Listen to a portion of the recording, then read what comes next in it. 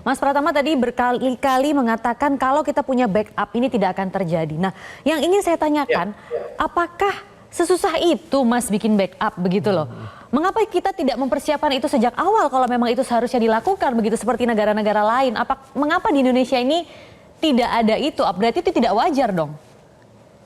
Ya nggak wajar, itu udah standar Mbak. Itu anak baru lulus S1 teknik teknik informatika aja udah tahu. Kalau bikin sistem itu harus ada backupnya begitu. Apakah mahal atau rumit Mas? Kok sampai kita tidak ada? Enggak dong, enggak dong. Kan? Bikin server utama, server backup itu sama aja gitu, redundan gitu. Tapi ketika server utamanya itu down, redundannya ini nanti live gitu. Ada pengaturan setting-setting tertentu yang itu nggak susah. Apakah teknologinya ada? Banyak gitu. Apakah pembuatannya susah? Gampang. Apakah itu harganya mahal? Ya kalau Anda berniat untuk membuat pesan internasional, ini bukan isu lagi karena ini kebutuhan. Sama seperti ketika Mbak Maria makan gitu, butuh minum nggak? Pasti butuh minum. Backup itu sama kayak gitu. Anda nggak harus cuma makan aja, tapi Anda juga butuh minum. Jadi antara data center sama data recovery center itu tidak bisa dipisahkan. Apalagi kelasnya adalah pusat data nasional seperti ini. Oke, Gitu, Mbak. Mas, dengan melihat bahwa respons dari negara sudah seminggu kayak biasa-biasa aja gini dengan masalah seperti ini, masalahnya seburuk apa sehingga akhirnya pemerintah itu sadar bahwa ini adalah suatu ancaman yang nyata begitu? Apakah harus sampai menyerang perbankan dulu baru pada sadar semua gitu? Ini kalau di luar negeri, ya Mas Anggi, ini udah jadi krisis nasional.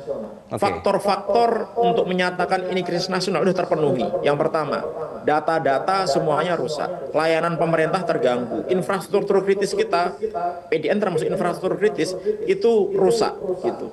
Kemudian peretasan ini belum ada obatnya. Gitu. Nah oleh karena itu sebenarnya ini lebih parah daripada judi online. Gitu. Karena apa? Ini layanan pemerintah nih yang rusak gitu. Oleh karena itu kenapa sebenarnya kita punya Perpres tentang standar keamanan siber nasional gitu dan krisis.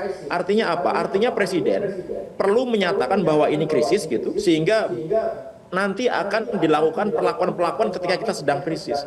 Karena data yang ada di PDN itu sampai sekarang nggak bisa di-recovery gitu. Sampai kapan bisa di-recovery-nya? Nggak tahu, nggak jelas. Karena tingkat enkripsi dari si brain saver ini sangat tinggi gitu. Kita susah untuk melakukan crypt analysis. Oleh karena itu, karena banyaknya sistem pemerintahan yang bermasalah gitu, kemudian pusat data nasional itu yang benar-benar hancur kalau menurut saya gitu, sehingga ini mempengaruhi semua layanan pemerintah. Oleh karena itu harus dibuat krisis sehingga semua kementerian lembaga itu nanti akan melakukan hal-hal ketika negara ini sedang krisis. Karena kalau menurut saya ini serangannya udah mirip kayak serangan perang cyber gitu. Yang diserang adalah negara gitu.